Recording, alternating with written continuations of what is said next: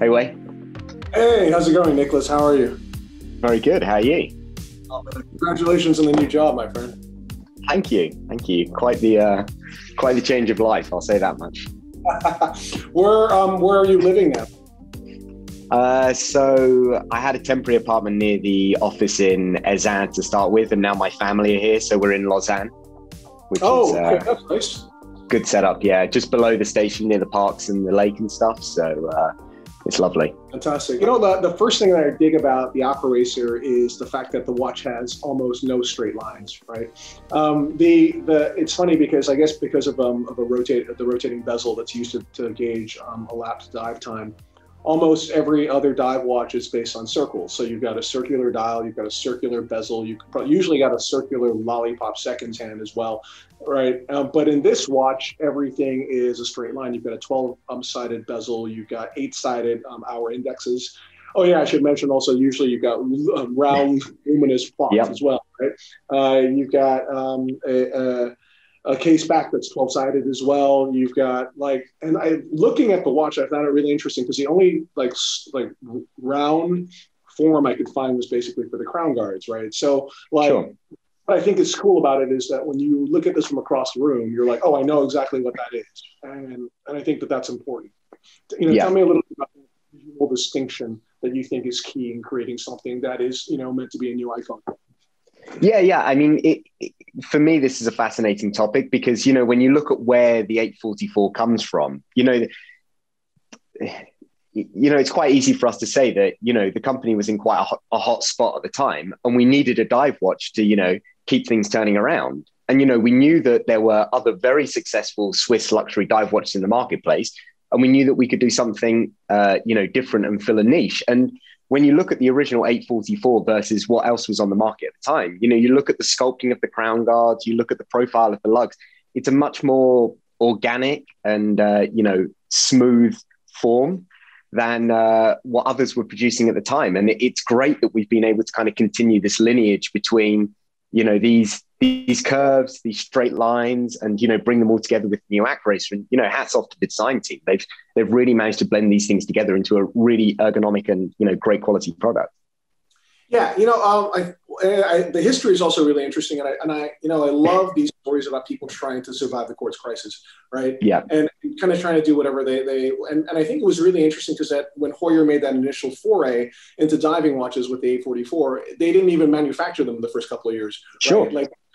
We don't even know if this is going to work. Let's try, and they're like, hey, we're just selling a ton of diving watches. And it actually contributed quite mightily to the survival of the company, if I'm not mistaken, right? So it's a great story. Yeah, and I mean, the other thing that a lot of people seem to forget is that, everyone thinks of the Otavia and the Carrera and the Monaco and all of these great names that we had, but actually timing equipment was a massive part of our business, particularly in North America, which was a huge market for us. So, as people move from mechanical stopwatches to digital stopwatches, and, obviously we produced the micro split, which was designed by Richard Hopper and, was very successful. But, this transition for quartz and also this Nixon shock, that caused free floating fiat currencies, this double whammy really, really hurt us. So, the 844 and what became the 1000 series, number one, kept Heuer and its entity going for a couple of extra years, but then also formed the foundation of TAG Heuer post 1985. So, I've alluded it to a number of writings that I've done around the topic that, the Aquaracer as it is today and its birth in the 844 and 1000 series is fundamental to the creation of TAG Heuer in many ways. That was the foundation of the brand for so long. It wasn't sports chronographs, it was dive watches. That's amazing. Now, what I like about the watch also, and I understand, of course, there's the kind of the Halo watch, which is being made in 100 pieces and launching in September and with grade 5 titanium, it has that kind of 844 inspired dial. But sorry, my dog is it's good. Showing some affection. Yeah, she was chewing on it. But what I really like about it is that the majority of the range, so all of the steel watches, and also this incredible sandblasted grade 2 titanium watch, they're wonderfully, wonderfully modern, right? So, and I mean that because, I feel that there's been maybe an over-reliance on kind of vintage styled or vintage themed watches. And I love the fact that when you look at this, they're like, no, these are watches of the day. It's an original design. It's new, it's fresh and modern. And it somehow is the perfect watch at the perfect moment. Like I think we're in a kind of a moment where we're reassessing the world and reconnecting with the world. And I said this in my story. It's also the perfect time to launch a dive watch because every dude, as soon as they get vaccinated or their second vaccine, is going to want to fly somewhere this summer and jump in a big ass body of water, ideally the ocean. Absolutely. And yeah, and I watch, you know. And as I said in the presentation, you know, we talk about the Aquaracer and, you know, you think of Kai Lenny and big wave surfing and everything else. But, you know, we know, you and I know that the vast majority of these guys wearing, you know, racing chronographs or dive watches or whatever, they're desk divers. You know, they're sitting there at their computer planning their next great adventure. And for me, the Aquaracer is the perfect embodiment of that. It gives you that catalyst for your imagination to run wild. And, you know, the great thing is it can execute on that as well. You know, when you eventually run to the south of France and jump off a 20-meter cliff in celebration, the Aquaracer is the watch to do it. Absolutely. And I love the idea of it being the watch that kind of like celebrates us reconnecting with the world. Excuse me. One of the things that I think, and I had an interesting conversation with George Bamford about this, was, you know, the majority of these watches, of diving watches, were created in the 50s as tool watches, right? But as you look at how they've kind of advanced, and there's nothing wrong with this, but they've now become luxury watches. And when I say luxury watches, the starting price for most of these watches is close to 10,000 US dollars, let's say, right? And with a very large number of them exceeding that amount of money. You know, so I think that also the idea of it being a tool diving watch as well, like the kind of watch where you can just strap on, use on a dive without really caring too much about it, or, you know, having fun with it, but not being like, you know, sometimes I feel as if people like almost want to so bubble wrap their wrist, right? Exactly. Even though they're going to watch with a helium release valve, they still want to bubble wrap their wrist because they're really worried. I think that what's so refreshing about this watch and the price point that it represents, it's like, you can get it, which is great for the new generation, and you don't have to be overwhelmed with anxiety about wearing it, right? Exactly. You know, and I think we've always historically been egalitarian is not quite the right word because we are talking about luxury watches. But, you know, in the 1960s and 1970s, you could be a bus driver or a plumber or, you know, someone who had, very humble origins, but they could walk into a jeweler and on layaway, they could buy an Altavia, they could buy a Carrera, they could buy, you know, our most prestigious watches. You know, there's not many other brands that you can say that about because they were always positioned as a luxury product. And when you look at the Viceroy for $88, okay, you had to smoke 20 packs of cigarettes to get it, but, you know, at least, you know, there is some kind of opening up there. And, you know, the Aquaracer is another great embodiment of that. You know, we're at a price point where, number one, you can walk into a shop and buy it, you know, which is a pretty rare occurrence in the dive watch market for some companies. But the other thing is, you know, you can afford it. You know, if you're diligent and careful with your finances, I'm not saying it's for everyone, you know, it's still a luxury product. You still got to be committed to that financial outlay, but it's something that you can wear and be proud of for the next 20, 30 years, and it won't let you down.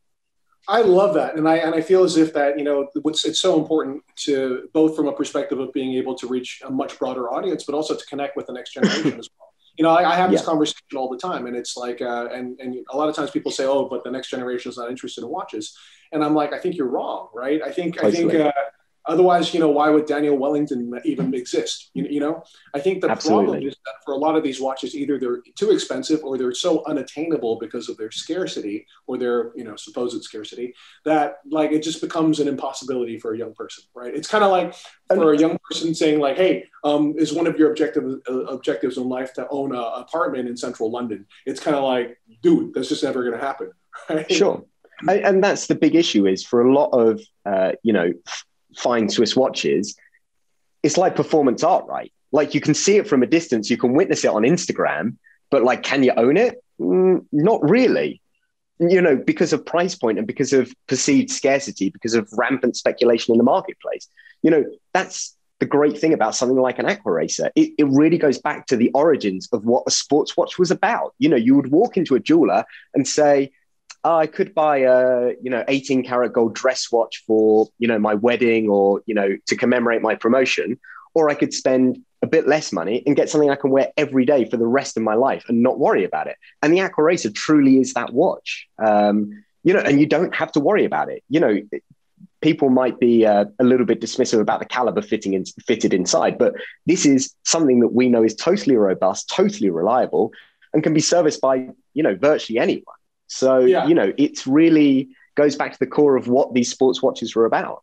I totally agree. And honestly, if you give someone a strong enough value proposition, no one gives a crap about the movement, as long as it functions. To me, it's like, and there's to me, well, it's just a different subject matter, but there's a certain fallacy related to in-house being better, right? Absolutely. And it's like, dude, if you're going to make a movement, make sure it works, especially if it's going to be very expensive.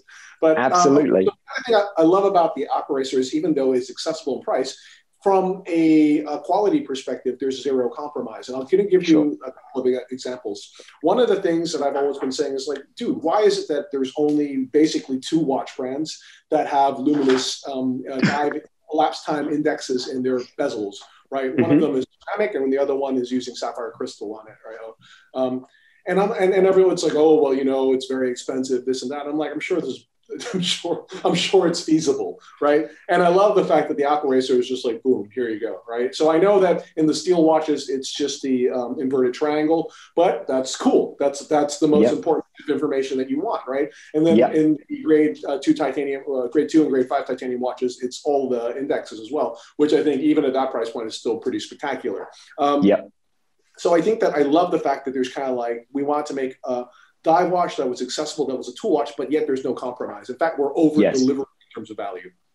Yes, yeah. And I think that goes back to this conversation around movement, because at the end of the day, look, to get to this price point, inevitably there are some discussions that have to be had about where that money has to be spent during the production process. And the thing is, do you want to pay extra for an in-house caliber that is new and may not have this long proven track record? Or do you want your money to be going to this sapphire crystal with the Cyclops cut inside so you don't get this dirt catching around it all the time?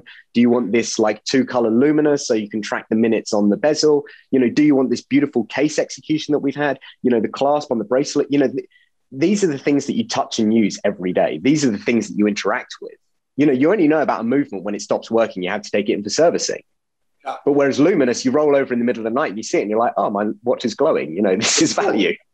Yeah, that's awesome. Like, so for this watch is killing it on so many levels. So first of all, this kind of like bayonet mounting system for the case back, so that like the helmet's always upright. Like, I hate it. Like, I'm anal retentive, or like, and it bothers me when like the motif that's on my case back is crooked, as it usually is. Yeah. So the fact that you've got this 2-part mounting system is great, even at a watch that, again, is accessibly priced. The fact that you've got a pro adjuster for the bracelet, which is super practical and actually you need in a modern watch, is also great. And then the thing that I love best about those watches is you're absolutely right. It's like when you're diving, you need elapsed time. So I love the fact that triangle and the minute hands, it glows blue, and then the hour stuff glows green. But the second glows blue because that's the running indicator of the watch, right? So, and like, no one's done that. And I love the fact that you guys were like, but we have to do this because the technology's there, and hey, why not, right? Yeah, and we did the same thing with the Aquagraph in 2003. That we looked at this problem that was presented. Well, you can't use a chrono underwater, and it's really important for decompression stops. And we went out and we found a solution to this problem. And it's the same with the luminous on the new Aquaracer. And, the other thing is, to go back to class, you and I know when you live in Asia, you go from an air-conditioned restaurant in Hong Kong or Singapore and you walk outside and all of a sudden your wrist is like a centimeter bigger than it was 30 seconds ago. To have these external pushes that you can slide around, like, it's a massive functionality step forward for me. For every other brand, you've got to take the bracelet off, you've got to pull the thing up, you've got to move it around. It's a nice change. I love that. Let's talk a little bit about the watch that I'm most enamored by, which is this beautiful grade 2 sandblasted titanium watch. This lovely green bezel. Now, it's interesting too, because initially I was talking about the bevel with Biebuyck, right? Because the bevel on your lug is really cool looking, right? It's like a cool looking lug and it's a cool looking bezel. And I like the fact that it's a short, kind of stout lug. But it has so much like kind of character to it. I like that it's short, because then even though the watch measures 43 mm, like, I think it wears a smaller watch. But I also just like the shape of that lug. And then I was very interested to see that on the grade 2 watch, the bevel's not polished, because you can't polish grade 2. Yet the character of the watch, that angularity and that faceted kind of like, modernism, still works. Yes. Yeah. And I think the new Aquaracer family is a really interesting canvas to explain case finishing in different materials, because, you know, a lot of us know what you can do with stainless steel. You can brush it, you can polish it, you can do this kind of stuff. But then when it comes to titanium, this delta between grade 2 and grade 3, and, you know, let's be honest, the grade 2 allows us to make a full bracelet in titanium, the full case in titanium, and still hit a really great price point. And then with the grade 5 on the 844, we've obviously managed to, you know, give an homage to this stainless steel finish of the original 844, but in this super lightweight and ergonomic material. And it's great to see it was great during the presentation to see these three watches side by side. You know, I'm hoping soon that everyone's going to get to have this pleasure, because it's really a great way of seeing it. Fantastic. And then let's talk about the last piece of the Grail, which is coming out. So I think all these watches are coming out in June. And then I think the kind of Grail piece, which I like the fact that even on the dive strap, the holes are tagging to keep like the whole motion going, right? Why such a small quantity of these though? Well, it's 844 actually, so it's not quite as scarce as some of the numbers that have been bouncing around. You know, these limited editions are always tricky, right? Because you can either produce thousands of them, and then the collector base say, well, is this a limited edition? This is nearly the entire production run for some brands, right, and you're doing it in one SKU. Or you make it super scarce and everyone gets ultra pissed off about the fact that they can't get it. So, you know, it's always somewhere between the two. And then, of course, you know, one of the big challenges right now is everyone looks on Chrono 24 to see what the watch is going to be worth, right? You know, it's a sad fact of life that right now people, you know, traditionally, you know, when I started collecting 20 years ago, you were totally aware of the fact that you're probably going to lose 30% of the value of your watch like you do with your car. Now the expectation is that the value is going to stay the same or go up. Right. And, you know, with these limited editions, you know, this production number allows some degree of understanding and control and like data visualization of this where this scarcity dynamic is. So, you know, there's a lot of factors that come into play around these numbers. I think 844 is the right number. I think we'll hit enough people and make them happy without leaving people getting angry that they can't get it. And I don't see it being a watch that's going to, you know, absolutely skyrocket on the secondary market. So there still will be some degree of availability. But, you know, how big, it's a good question for you, Wei. How big do you think the market is for a reissue of a Monin? Yeah, I think that's 844 is a good number, right? I think that, you know, again, also with a new watch, and also like you don't want to create like ill will in terms of people being so angry. Like they're like, you made 84 of them, you know, bastards, you know, or like a certain green dial watch that just got launched, which, you know, people like, I've never seen so much animosity to a watch that, you know, you're never going to get anyway. It's like, exactly. Like this is the other thing. People get so insanely angry about this stuff. It's like, guys, like it's a watch. Like go out for a walk. Like listen to the birds sing and look at the flowers. You know, like exactly. Yeah. Hey, Nicholas, that's perfect for me. Thank you very much. Great stuff. Thanks, Wei. Speak to you later. Bye.